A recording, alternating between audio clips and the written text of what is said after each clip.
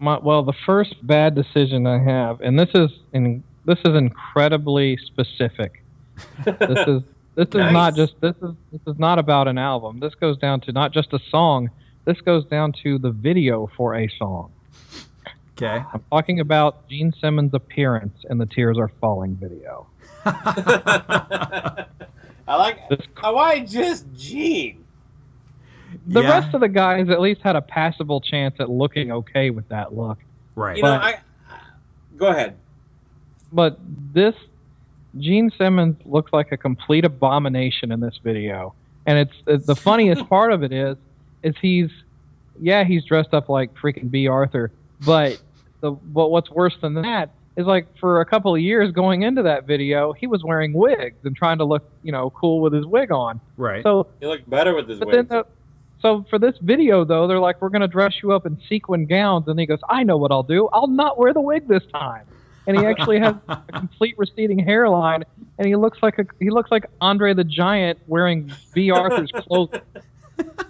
He looks fucking awful, and it's just like, and that's "Tears Are Falling" is a great song.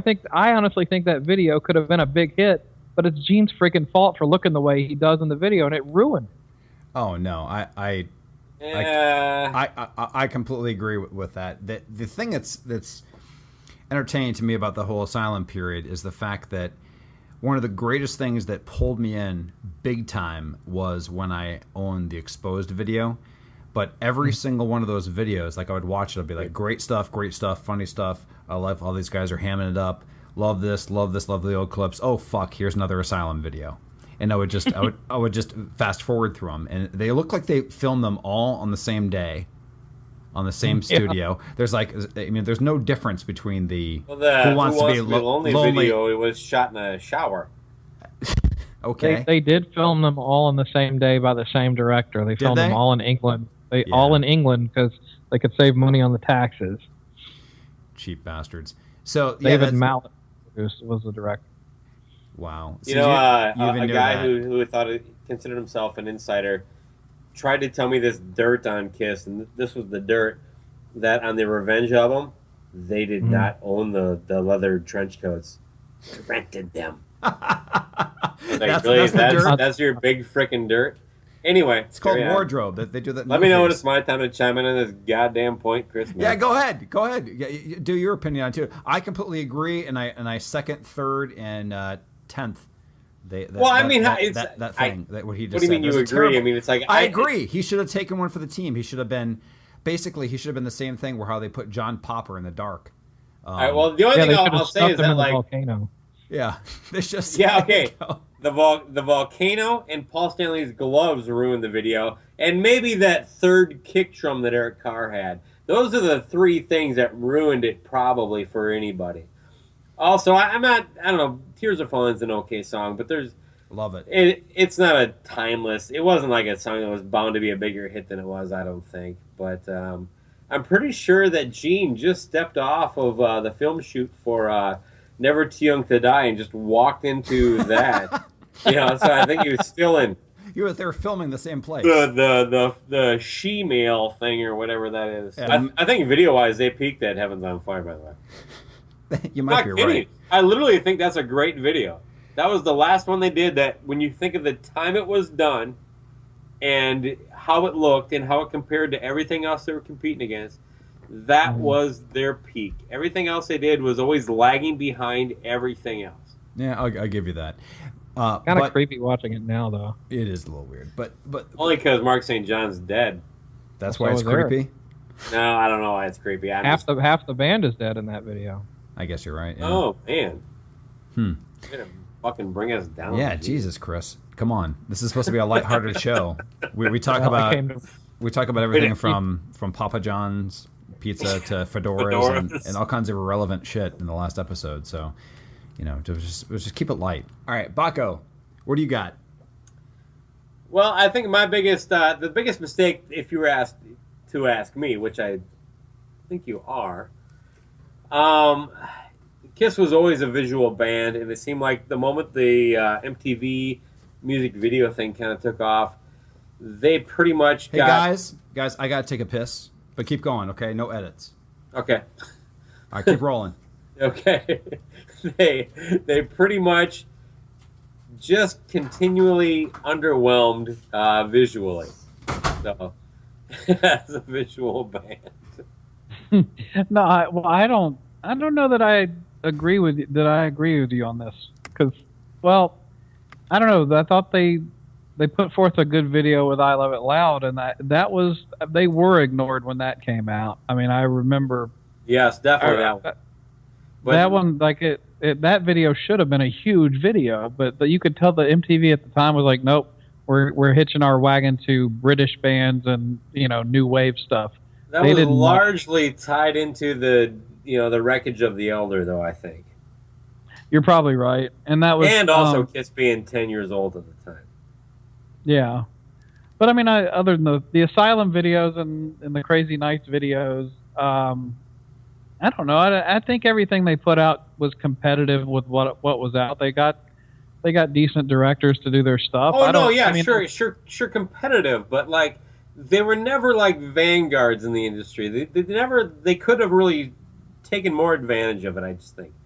I think it would have helped them to be more aggressive in it, and not just be like a performance video. That's why I was saying like the Heavens on Fire thing might have been their best video because it was kind of a combination of all that stuff, but it was also one of the best at the time. Like they're going up against like I think Hot for Teacher and Panama by Van Halen were big ones at the moment, and I got well, of course, the We're Not Gonna Take It with Dee Snider and Twisted Sister, but and he's back well, from taking a piss, but. yeah. But I mean, but then at the same time, there's been cases where Kiss has tried to go the extra mile with their video or with concepts of the video, and the two times that they've done that, both videos have been shelved and never seen, and that's with the Eye video and that's with the Thrills in the Night video. Well, the Eye video was Anyway, before I'm the- back all this- here. I'm good now. Go ahead. Yeah, we don't care.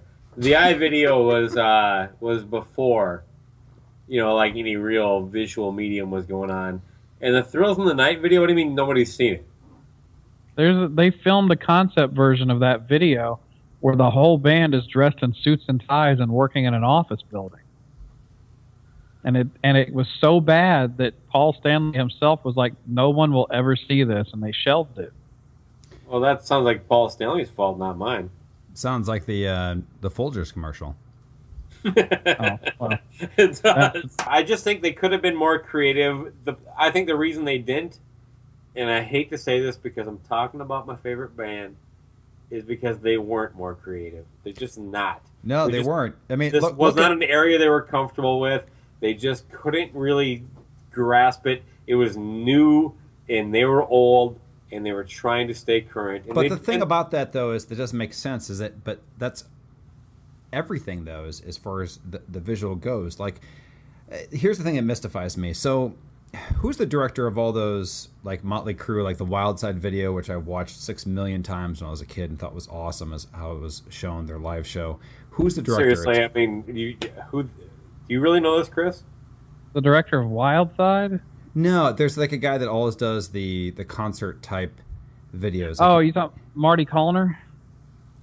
I believe so. I don't think that's the right He name. did. I'm gonna go with Wayne Isham, but he's not a concert guy. But it's a, Marty it's a, Callner did Reason to Live and Turn on the Night. I know that. well, it's the same guy that did the Modern Day Delilah video. Who's Yeah, Wayne He had a Isham. video. there you go, there you go, Wayne Isham. So I said Wayne Isham. you did? I didn't hear you. Good I'm lord. going for the playback. Okay, well we'll listen to it. So Wayne Isham, he directed a lot of the Motley Crue stuff, like I think he also did. I thought he was more known for like Janie's Got a Gun and. No, he also did like the Same Old Situation, I think. Well, obviously, if Billy Hardaway's hearing this, his head will explode if the facts are not completely correct. That's okay. He can go listen to the new Maiden with the. I don't know. So the point being is that even taking somebody Love that, Billy Hardaway. yes, I know. So the point being is that Modern Day Delilah, they could have done a cool concert video, but then even with that one, it's like they keep having the sound effects with the flames and all this stuff, and it looks bad. It was not a good video overall. It just blows my mind the fact that they can't get it right when it comes down to, for a few exceptions, with like the Psycho videos. Circus, the video was sweet. That was one of the most embarrassing things, seeing that video. Like, I I actually don't know. bought. See Peter Chris flying at you with drumsticks that he's not moving. All I know is that, I mean, it was the worst green screen, like cheap ass thing you've ever seen. And I actually bought that. Does everybody here buy the videotape with the stupid single? Of course.